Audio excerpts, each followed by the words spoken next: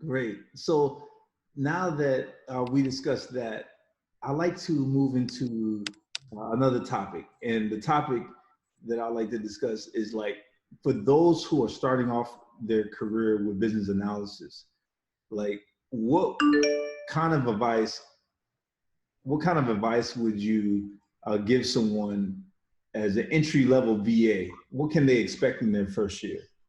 That's a good question because whenever I meet young individuals who want to just talk about what exactly business analysis is or what they expect on the first day of job, I know, however, we want to roll up our sleeves and go and make another Tesla or something. I Uh, would, if I had to share like one piece of advice, I would say be open and be flexible because when you are open and flexible on day one or in your first year or wherever, I mean, as long as you have that passion to learn what's happening, maybe you might not be asked to go and do a requirement session or like elicitation of session or do a document. Maybe you might just be asked to just be there and be a scribe for someone.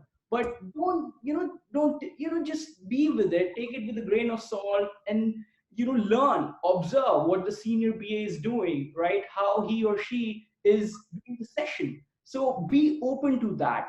The other thing I would like to mention is the term business analysis or the business analyst.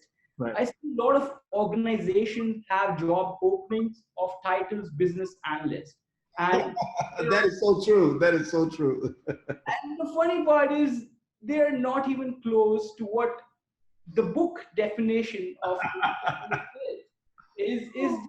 I think it's probably, it sounds cool, so people are putting in there, but certainly, I mean, I would say if you get a chance to be more on the data side, you are doing more of a something on the data, or you feel that it's not business analyst, I think I'm a data analyst.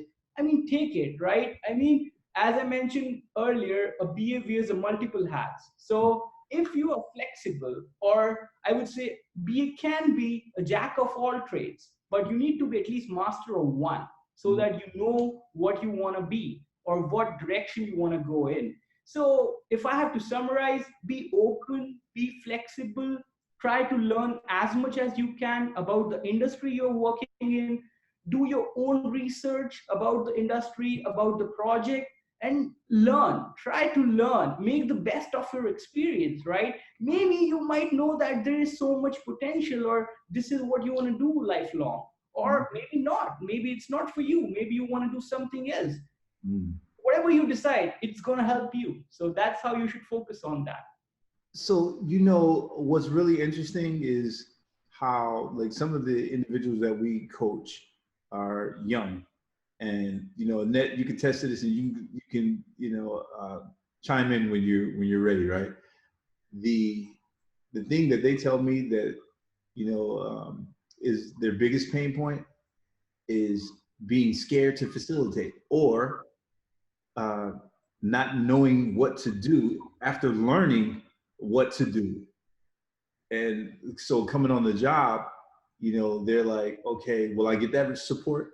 And will the environment be there, for me? And what do you got to like? What kind of feedback could you give for a BA who's currently like they have those fears of facilitation? Yeah, that's interesting. I like to read, and I'll probably share a lot of quotes while talking to you. One specific quote for this situation is, "The more you sweat in practice, the less you bleed in war." Mm, So they can do their early research. If they don't know their stakeholders, if they know what's being expected, if they know what the project is about, if they go and learn from all the historical documents from the organization, or probably the lessons learned which were shared on similar projects, maybe they don't feel scared because they're more familiar what's going to come next day, right? mm, If there is some hesitation, it's okay to have hesitation. Everyone has it. I'm sure, Tony, there might be some clients you still face even after a decade or more than that, that, hey, how to deal that specific person, right? But yeah. I mean, it's a part of life. It's completely fine. I mean, the international leaders feel that, different kind of feeling when they meet or they are going to go and crack a deal.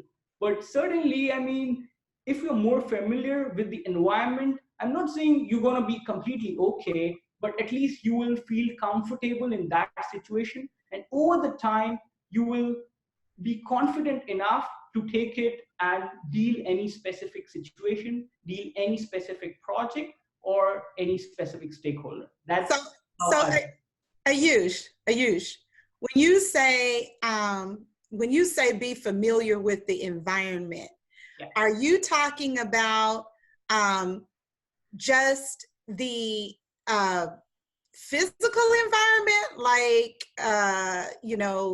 where your offices are, where people are located, like some people are located here, this group is located here, this group is located here. This group may communicate better with this group because they're located, in near proximity to each other. This group is kind of left out because they're on the 15th floor and everybody else is down on the 3rd? Or are you talking about environment as in culture?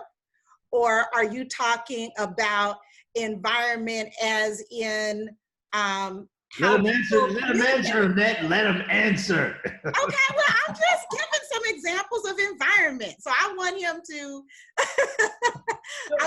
to expound upon what he means when he says environment. Well, absolutely. And I mean, there's certainly factors or components of all those things what you just mentioned. But what I would say is to be in the moment, right? If he or she is talking to 3 people, right? It's not only communication, the verbal communication, the stakeholder or the sponsor is speaking at the same time, right? The person needs to understand the non-verbal clues, right? Maybe the person who's the sponsor of this project is under a lot of pressure from his leadership, or there's some other political situations in the office that might, which might cause an issue of worry regarding this project. That seems to be something, whether you're in cybersecurity or some other industry, that happens no matter where you are. You have to pick up on some of those nonverbal clues, like Aayush alluded to. Yeah. So, as a first level, or I should say, entry level BA, all of those things are important. Another thing that was brought up to me in one of the sessions I had. Sometimes I do a one-on-one, and we'll do one-on-ones with certain individuals, right? And one of the other things as a beginning BA was like, I'm not a technical person. We did a post about this, and we actually did another video of it, and everyone has different views. And I like that Aayush pointed out earlier that if there's, maybe you're not this type of BA, but you need to find out what your skill set is, and you need to drive that home, and maybe you're a jack of all trades, but you need to find that master skill.